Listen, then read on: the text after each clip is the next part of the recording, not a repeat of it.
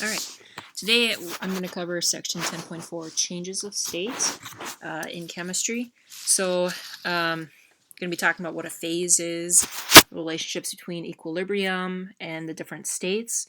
Then I'm going to show you phase diagrams and break that down, and then talk a little bit about some vocab, some equilibrium, vapor pressure, and I'm sure you guys know what boiling, freezing, melting, and sublimation are, but we'll quickly go through that as well. So the first thing I want to talk about is phase.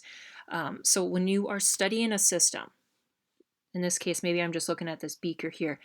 Phase is a part of a system where it's got uniform composition and properties. So in this example right here, there are two phases because I have a solid phase and a liquid phase. So these two, they have different properties. So therefore I have two different phases. Where in this system right here, I only have one phase. So it's a single liquid phase. So that's what a phase is. It's just a part that you're studying in a system.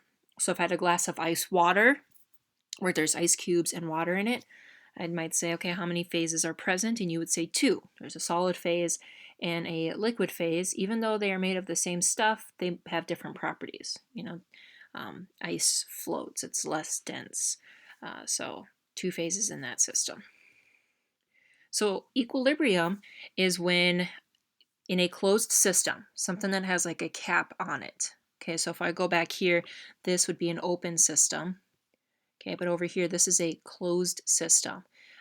We have opposing changes that occur at equal rates. Now, believe it or not, we have two phases here, a liquid and gas up here.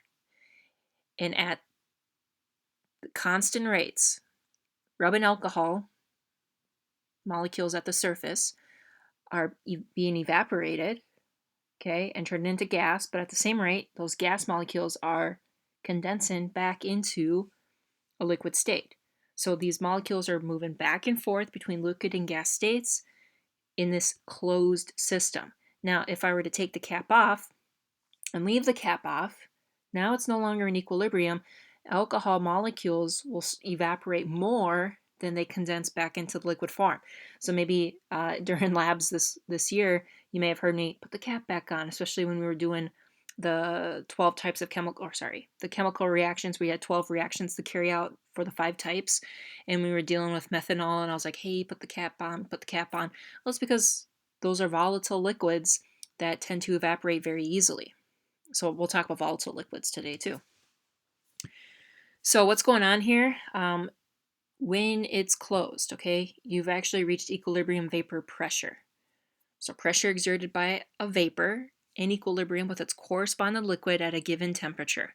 So you can kind of see here, if I were to pour a liquid into this flask and cap it so it's closed, give it enough time, it might, warm up to room temperature or whatever, it might start to evaporate, but evaporation will occur at a constant rate as well as the rate of condensation.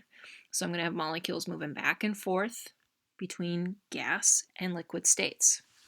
Now, if a liquid is volatile, that means that it will evaporate more quickly, and we're going to talk a little bit about attraction forces, revisit those, hydrogen bonds, dipole, London dispersion, and all of that. But anyways, vapor pressure increases with temperature due to the increase of kinetic energy. So if you were to start to heat this up, then you'd have higher rates, or vapor pressure would increase due to that, those molecules moving faster and faster and faster. And I really wish we were in school, but I would break out our vacuum pump, and we would make water boil at room temperature. So you stick a beaker, in this case it would be open because I don't want to shatter my beakers, place it in the vacuum and suck out all the air, and then pretty soon the water starts to boil, but we would have a thermometer in there as well, and the thermometer would remain at room temperature. So because we've increased pressure, those water molecules are moving around faster, and thus they start to boil.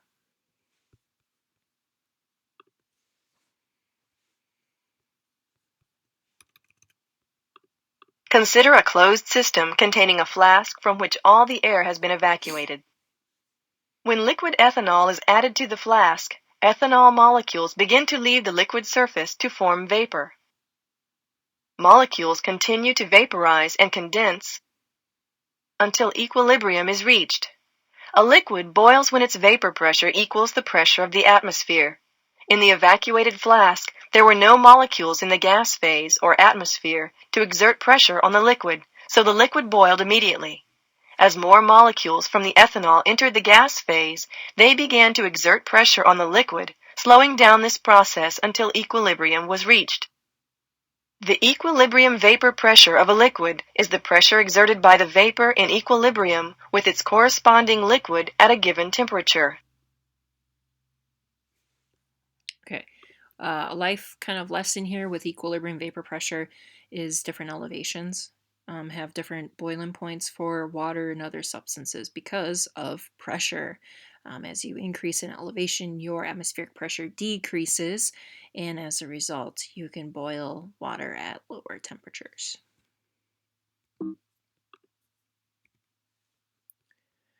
Okay, so this is just demonstrating that short little video that I showed you, and I for some reason didn't link it on here. But there are factors that do affect equilibrium, 3 of them if I'm not mistaken, and I think you have to write them down in your notes here. Le Chatelier's principle states that a system in equilibrium that is subjected to a stress will react in a way that relieves the stress.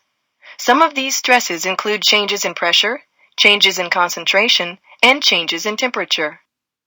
Consider this reaction of nitrogen and hydrogen to form ammonia. A change in pressure affects only equilibrium systems in which gases are involved. If the pressure of a system is increased, the equilibrium will shift to favor the reaction that produces the fewest moles of gas. This action will reduce the total pressure of the system. In this example, more ammonia is produced to reduce the pressure on the system. A change in the concentration of one of the reagents also affects a system. If the concentration of one of the reagents is increased, the equilibrium will shift to favor the reaction that reduces the concentration of the added reagent. If more hydrogen is added to this flask, more ammonia will form to reduce the hydrogen concentration. A change in the temperature of a system can also stress a system. Reversible reactions are exothermic in one direction and endothermic in the other. According to Le Chatelier's principle, the addition of heat shifts the equilibrium so that the reaction that absorbs heat is favored. If heat is added to an endothermic reaction, the equilibrium shifts to favor the formation of the products. If heat is added to an exothermic reaction, like this one, the equilibrium shifts to favor the formation of the reactants.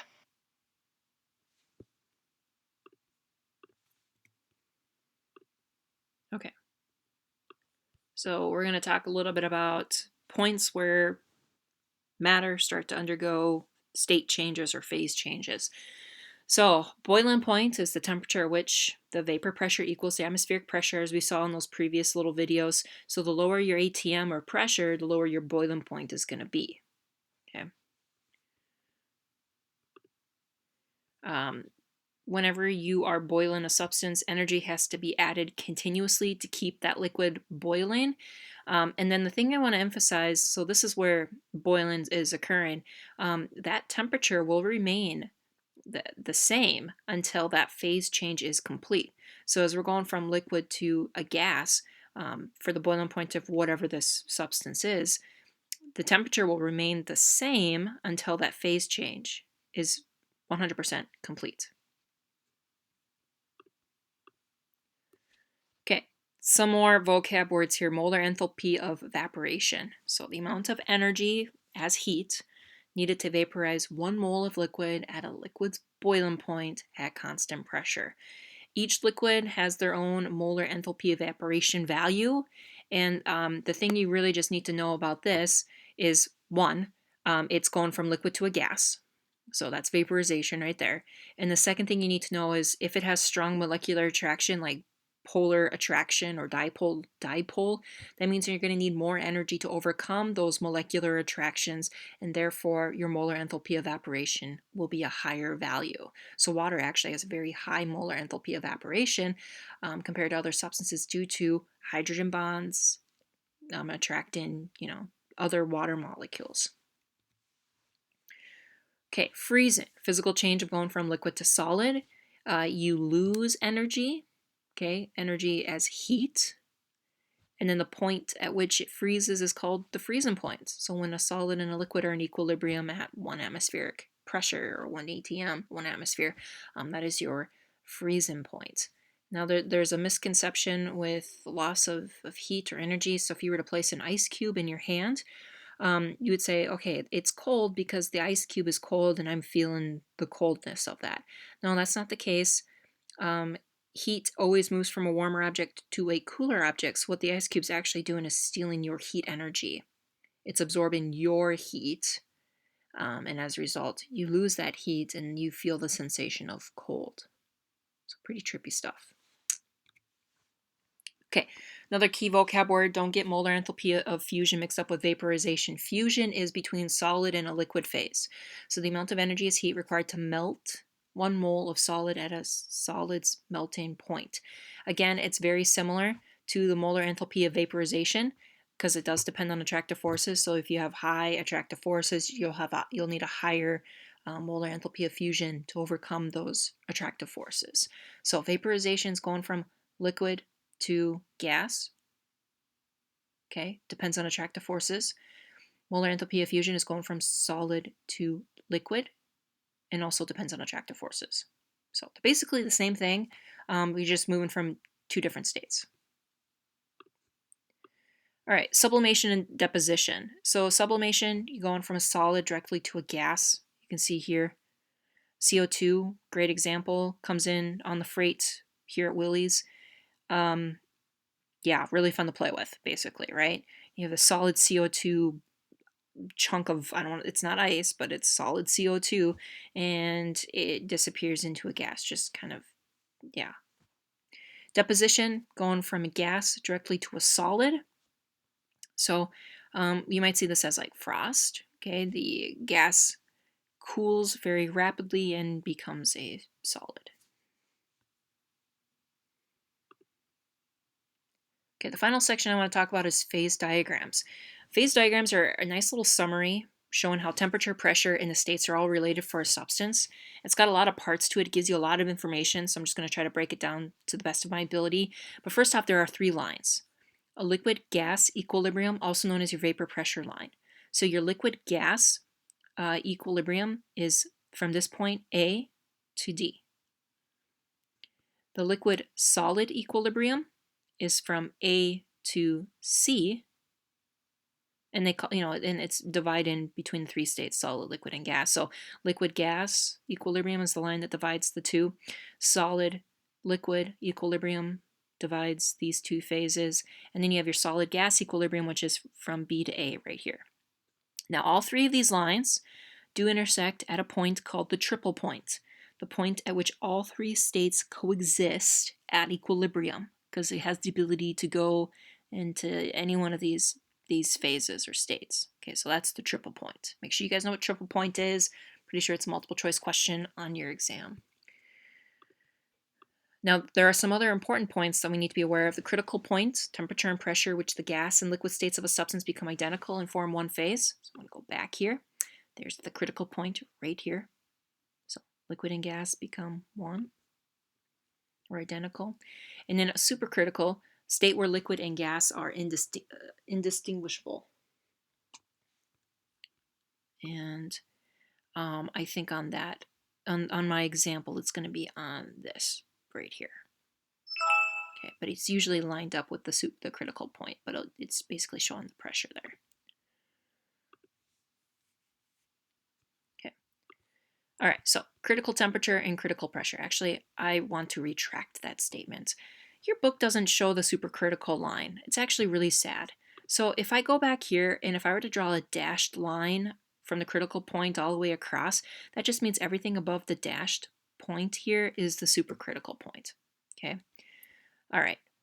So there's this dashed line, so this would be supercritical. That means that it's not a liquid and it's not a gas. It's like a mixture of the 2. All right, moving on. So critical temperature, the temp above which the substance cannot exist in a liquid state, that's right here. Okay, so it correlates with the critical point, but it's telling you the X value or the temperature value. So 373 would be the critical temperature on this phase diagram of water. 373 Kelvin, 374 Kelvin. And then the critical pressure, again, correlates with the critical point, but it's on the pressure or the y-axis. So in this case, it would be 217.75 atmospheres. All right, so we've got some examples here. Describe all the changes a sample of solid water would undergo when heated from -10 degrees Celsius to its critical temperature at a pressure of 1 atm. So first off, you want to start off at -10 degrees Celsius. So here's my temperature. Here's 0. So we're at -10. So we're going to be somewhere around there. And it says at 1 atmosphere, so that's why I circled it right here. So at 1 atmosphere, -10 degrees Celsius. And we want to go to our critical temperature.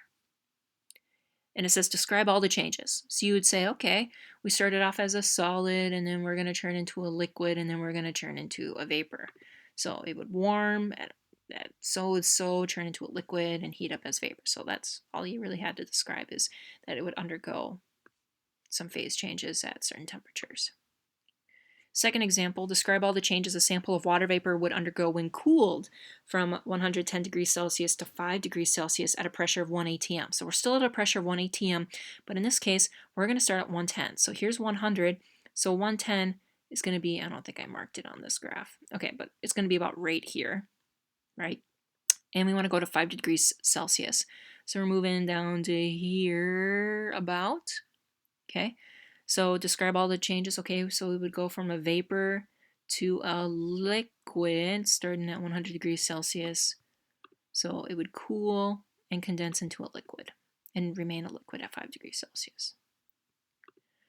At approximately what pressure will water be? I think will be a vapor at 0 degrees Celsius.